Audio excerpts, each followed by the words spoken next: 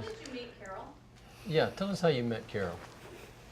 What time is it? God, is anybody getting hungry? How I met Carol is a great story. Well, it is for me.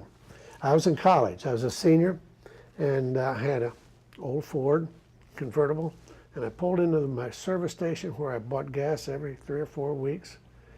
Gas was 25 cents a gallon, and I pulled, but they knew me at that station. And one day in the spring I was in there, and in the next place was the prettiest girl I'd ever seen.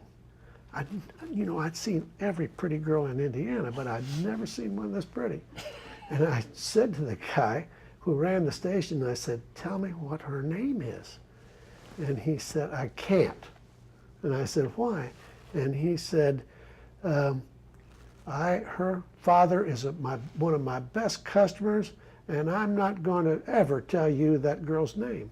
And so she drove off, and I sat around with the fella that owned the station, and I bought him a cold Pepsi, and I was only in college, and we talked, and before long, I found out it was Dr. Reed's daughter. Well, then when he told me, he was so mad at himself. So I found out who Dr. Reed was, and I found out what her name was, and I knew a friend of hers, so I had a friend fix us up for a coffee date, and I never had a blind date before, and neither had she. So that wasn't very satisfactory anyway, but we did that.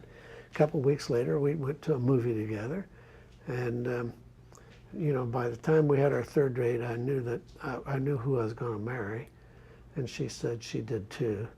So it was sort of it's another one of those good things, one of those blessings in life you can't explain. And I had Indiana's got lots of pretty girls, but how it just happened to be her that particular moment, that day, and it turned out the way it has. We just celebrated our 60th wedding anniversary. I was going to say. Does she remember seeing you at the gas station that day? No, I wasn't memorable, I'll tell you that. Must not have been wearing your bow tie. I'm sure I didn't.